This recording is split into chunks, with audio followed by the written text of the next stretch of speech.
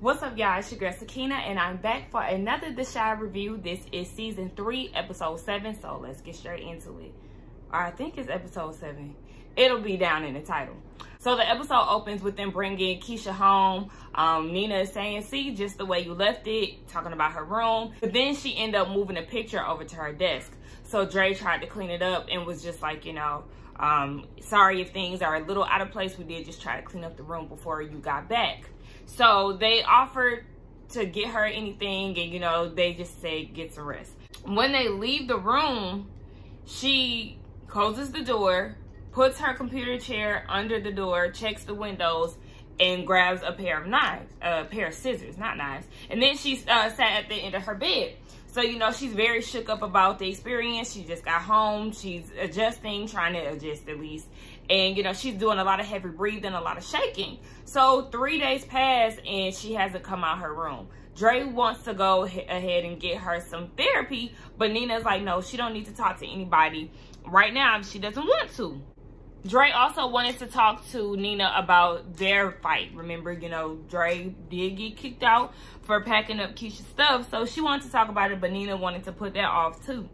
So, Dre is like, well, you know, Keisha does need to speak to someone, you know, what the therapist, what the nurse said. And, the reason why Nina doesn't want her to speak to anybody right now is because she said that nothing happened. Just because Keisha tells you that nothing happened doesn't mean that nothing happened. You can tell that Nina is really, like, in denial right now. So then Keisha comes out and she goes to the bathroom, but Kevin was in there, so she forced him out. And then Kevin gets real irritated because he just got in the bathroom or whatever. So he's asking Dre and Nina, like, are y'all gonna do anything about this? And Dre is like, you know, she's going through a traumatic time right now. But he was just like, whatever, you know, I want to go ahead and meet up with Jake and Papa. And Nina is against it because she wants him to stay in the house. You know, they're all together right now, so she just feels like you need to stay home. Keisha is in the bathroom. She's overhearing all of this. So she looks in the mirror and she takes off her robe. And you can just see bruises all on her body. Remember, you know, she had been in that tracksuit, so we really didn't know what was going on. But obviously, there has been some physical abuse taking place. I didn't think that it was because when she started beating him with that stick, he, like, you know, balled his fist up, but he didn't hit her. So I didn't know that there was any physical abuse there, but apparently it was. It was all over her body. So then she goes to her room and she starts vacuuming. And Dre is like, wait, I had never known her to vacuum. So they go in there and Dre offers her something to eat. She said, no, she wasn't hungry. So Dre brings up therapy. Like, I think you need to go ahead and speak to a therapist. Nina's looking at her like, bitch, I told you I didn't, you know, want her to talk to anybody right now. So then Nina reiterates what she's been saying. Like, you don't have to talk to anybody right now until you're ready. You can tell that they have two different outlooks on the situation. Dre is more of a communicator than Nina. Nina likes to push things off, whereas Dre likes to, you know, face things head on. So, you know, they're clashing because they have different outlooks on the experience. So then once they leave Keisha's room, Keisha opens her laptop and she's looking at an article of the creepy guy. His name is Omar. Yeah, I still ain't did my nails, so don't come for me. I think, whatever, the creepy ass guy, what we've been calling him. She pulls up an article about him saying that he is dead. So then she prints it out. Now, Dre is asking Nina why she's nervous for Keisha to speak to a therapist. Nina's nervous because she doesn't know what's going to be said. You know, she's scared to know what Keisha had actually been through. So then they get a knock at the door. It's one of Keisha's friends. Dre invited her over because she feels like maybe Keisha needs a change of scenery in a sense as far as being around parents or family. So she brought her friend over, and her friend knocks on Keisha's door, and when she opens it, the first thing this bitch say, hey, I'm glad you ain't dead. Girl, way to greet your friend who been gone for 2 months. Like, what the fuck? I was instantly annoyed with this friend of hers. So then the friend was like, you know, do you want me to braid your hair? She knows that Keisha been out here looking rough. So she was like, she insisted basically on corn rolling her hair. So she started braiding her hair. I'm like, damn, you ain't gonna part her up, grease her scalp, wash the hair, like nothing. She just started braiding that damn wig that they threw on Keisha's head. So Keisha wanted to know what was going on, you know, since she's been gone. So then her friend started talking about how she broke up with her ex because he wanted a threesome and all of this. And I'm like, your friend has been gone. She's been kidnapped. Most likely she's been sexually abused. Way to read the room to start talking about a sexual activity. Like, you know, it just was like real insensitive to me. I didn't like that. So then she started talking about school and all of this shit. And, you know, Keisha started to really tune out. So the friend peeped that and she was like, oh, I'm sorry. Am I talking too much? So then, you know, Keisha's like, nah. So what's been going on? What's the streets been saying about me? So then she was like, well, some people have been saying that Omari, that's his name, Omari was your side piece and he was mad that you called it off, so he kidnapped you. Some people were saying that that was your real daddy, and my cousin thought that it was a whole publicity stunt. Now, Keisha is just your average girl, so why the hell would it be a publicity stunt, baby? Gosh, I can't get it out. So then, you know, Keisha was like, you know, people are crazy, including you. So she was saying how Tammy was speaking to the press. She went and said that it was crazy out here, and with all the rumors, she don't really know what to think. Now, as your friend, you should know your friend or whatever. You know, she was basically saying that Keisha is sneaky, so she doesn't know, because she didn't even know that Keisha was talking to the track coach.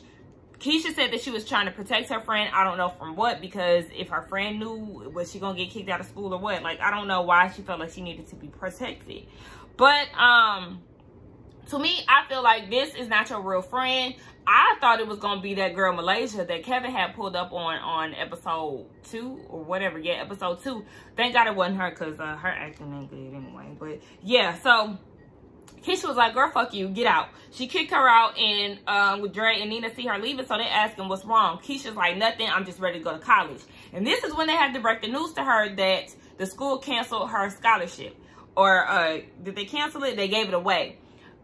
She's pissed off about this. She goes to her room, and, you know, she's just sitting there, she's thinking. And she starts throwing all her trophies and stuff on the ground. She's screaming. And Nina is pissed off at Dre. And she was like, next time you want to come up with a bright idea, you need to run that shit by me. And Dre is like, damn, do I have to get your permission? Yes, you have to get permission in regards to my children. So Dre's whole thing is, when are you going to start acknowledging them as our children? But it's like, yes, Dre, I understand where you're coming from, but you can't try to speed up her process, because everybody's situation is different. Everybody has their timing.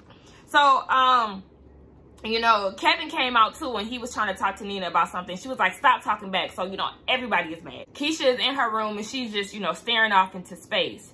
And the day changes, you know, it changes from night to day, and she's still in that same space. She's still woke. She can't sleep. Obviously, she's going through some sleepless nights. So Kevin is like, Mom, the next day, he's like, Mom, can I have some company over since you won't let me leave? And then Keisha was just like, just because I'm home, that don't mean, you know, he can't live his life.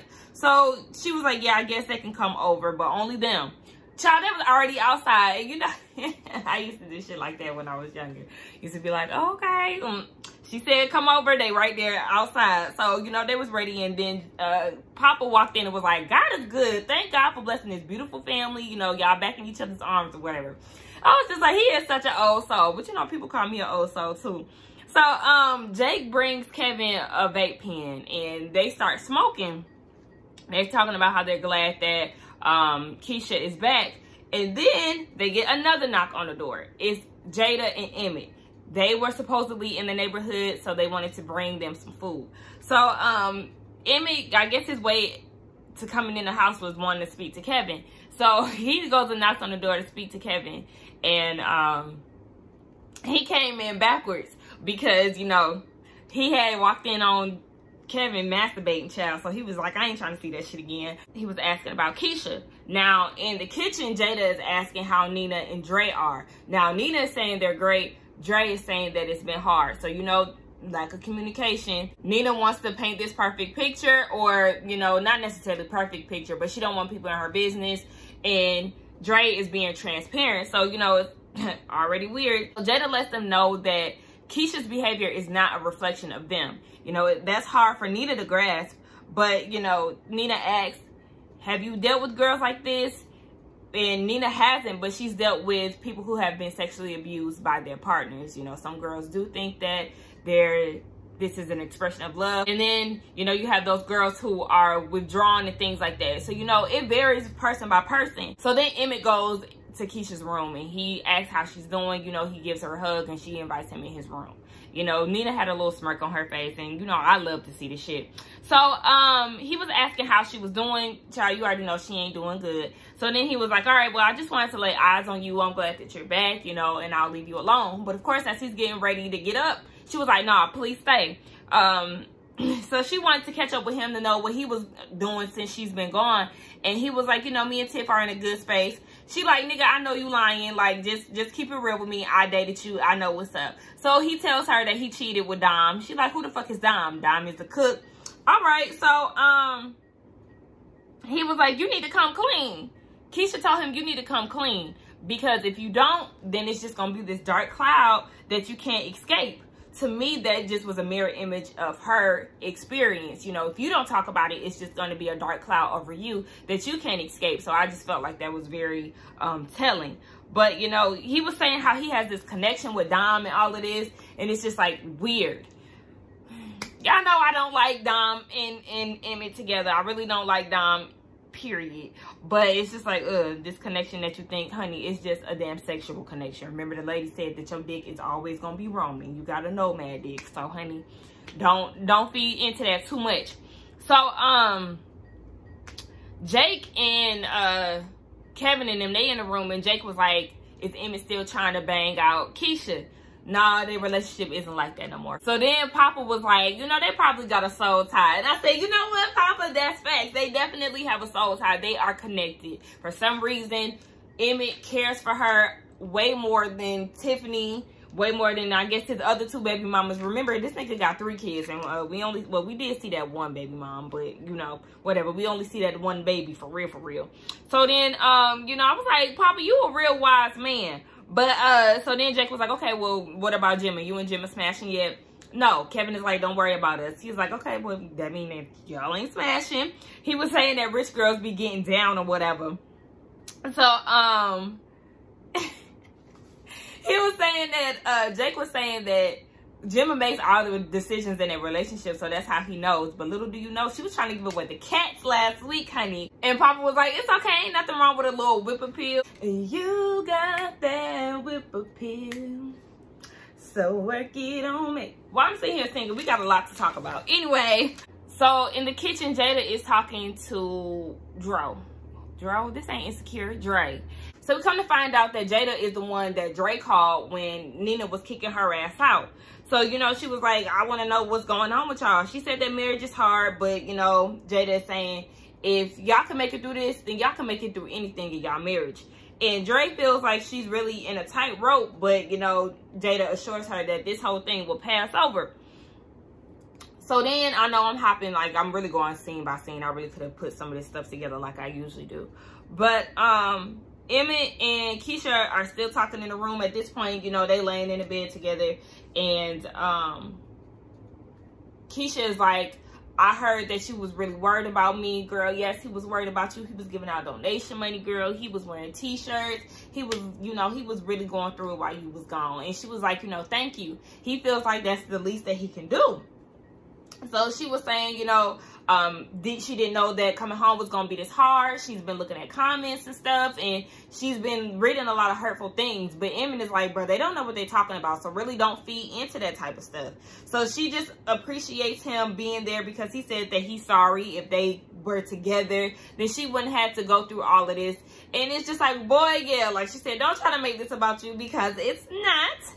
So she was just like, you know, I appreciate you being there, and I'm thankful that we're not together because you would have been cheating on me with bitches that you work with. Exactly, girl, look at it as a blessing. So then the kids is in the room, and they asking questions about who invented planes, and do Chinese people consider their food regular food, you know, just a lot of high thoughts. And Papa is like, y'all always be asking these random ass questions when y'all get high. And they start talking about white people, and I don't know how white people got in the conversation, but Papa was like, you know, I don't really have a lot of white people in my life. Oh, because Jake was talking about white people at school, and Papa said he don't have a lot of white people in his life. And it's like me either. I have never been to a white person's house. I have went on a date one time with a white dude, but it really wasn't a date. It was my coworker. He asked me to go to 2 Hawks games, and I was like, hell yeah, shit. We did shit. It was strictly just going to the damn game together. But anyway, yeah, they were talking about that. So anyway, Dre and Nina then found their way into the room. I don't know how they got into the room because Jada was still there. But yeah, she getting a massage by Dre or whatever, Nina. And she was saying that regardless of what Keisha is going through, she's really suffering in silence. So she was like, she needs that push sometimes. But of course, Nina is still saying, I don't want to make her do things that she's not ready to do. Again, Nina ain't really trying to go down that road. Is trying to make Keisha do what she has to do.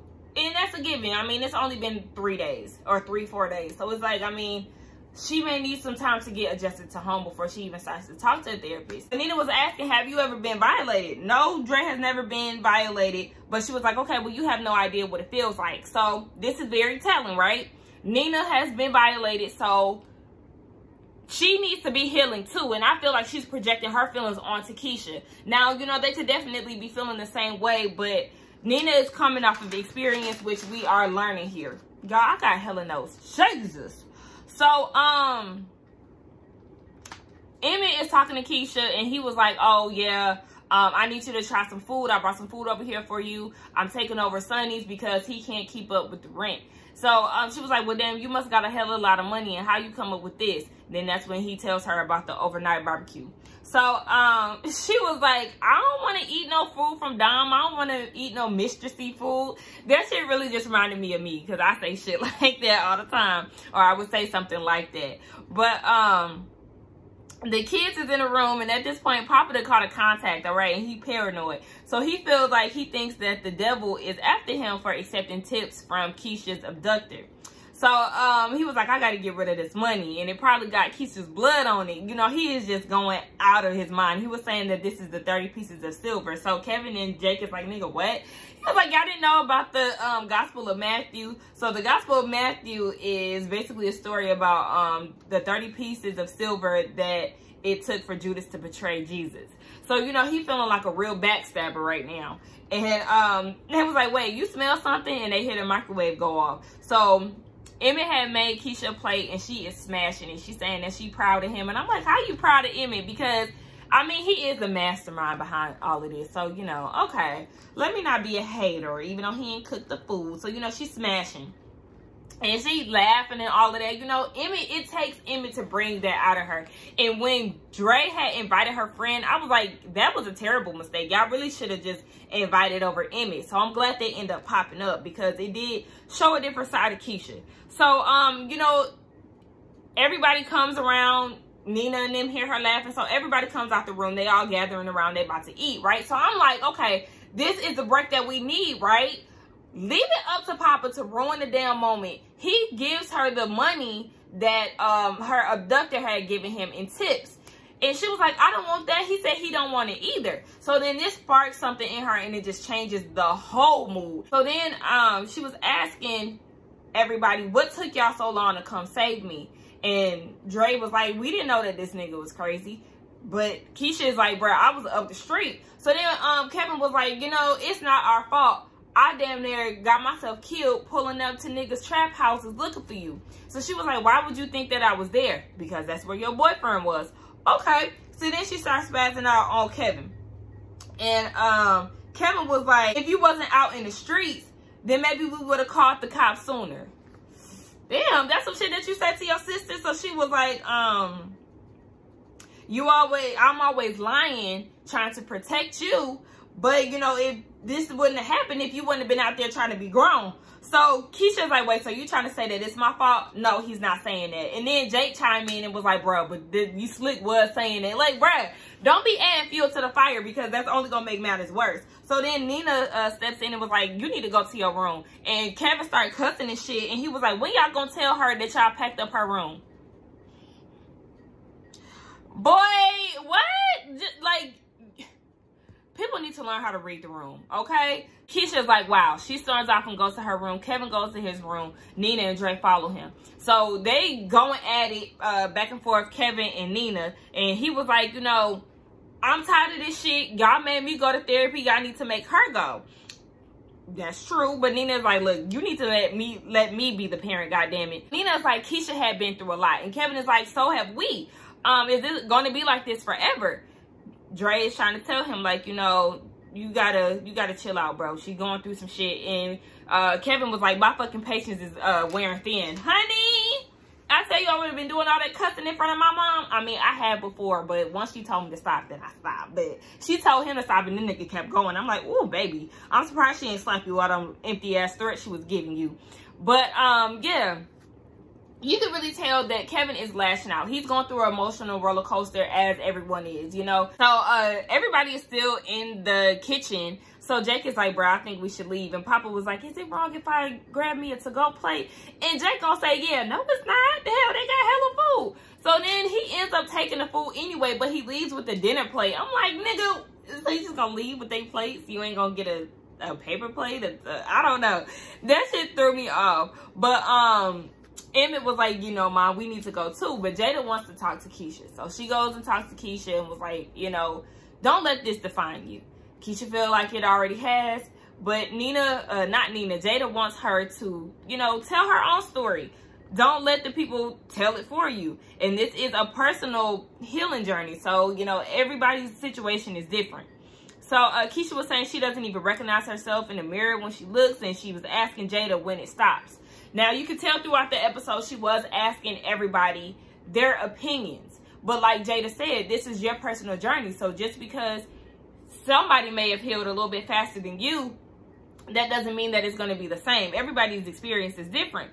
So Jada was saying that you're not the same person anymore, and it's up to you to reclaim your light. So Keisha started to have some thoughts about what Kevin said and was like, maybe he was right. You know, maybe I got myself into the situation. And she was like, nah, don't ever blame yourself for this. And then she starts to tell her own story about how she was violated by a family member. And she was like, you know, joyous occasions like holidays and birthdays always led to sadness and anxiety. But that's why she became a social worker, because it helped her be a safe haven for somebody. You know, she had nobody to go to, so she wanted girls to have a place to go to with her. So Keisha says, how long does it take to feel normal again? That's really her main concern. That's everybody's concern, obviously, with the exception of Nina. You know, they don't know when she'll get back to normal or when things will get back to normal. But this is definitely a change for all of them. And Jada said, you know, if that's what you're looking for, normalcy, then you're going to be searching for that for a long time. So then you can see her soaking in the tub. Keisha's soaking in the tub. And, you know, she's really just trying to get her thoughts together. Next thing you know, they get another person at the door. It's Ronnie. They're looking like, what the hell you doing here? Keisha invited him over. So they're at the table and they're talking. And Keisha is saying that I feel like I owe you my life. But Ronnie was saying that he's glad to help. And she asked, is her killer, or I mean, is her abductor really dead? Yes, he really is dead. And she was like, okay, so why is he haunting me? Every time I close my eyes, he's there. Ronnie feels the same way because he killed Coogie and he's being haunted by that as well. So, you know, he said that he sees his face every day. Now, Keisha feels like she's going to be stuck in Chicago forever. You know, just when she was ready to leave, boom, this happens. And Ronnie says that Chicago has a way of, you know, making you feel stuck. Now, she's not really stuck, but I think that she probably will be nervous to step out on faith and go somewhere else because, you know, she was abducted in her own hometown. So, you know, just imagine the anxiety that she would be going through if she stepped out in a new place. So, she asked Ronnie, does it ever get better? He can't answer that because everybody has their own experience, right? So then Keisha asked how it was for him. He said it's been a long road. As we know, Ronnie is still going down that road. He has not reached the light at the end of the tunnel. But he did say that Keisha has been the light, but then he stops himself before he can even say at the end of the tunnel. So he was like, you'll get through it. Just promise me that you don't drown your sorrows in brown liquor. Because, baby, listen, he knows that story all too well. So, you know, she was like, I promise I won't. So they made a little joke about that. So then she said, thank you. And Ronnie was like, no, thank you. You know, you gave me a new meaning of life. And then that's when he walked out. I thought it was really sweet. I don't know how their relationship is going to be or how Ronnie is going to move forward after this, because yes, he has conquered what he sought out to do. So what's next? You know, sobriety? Are you going to, you know, start working?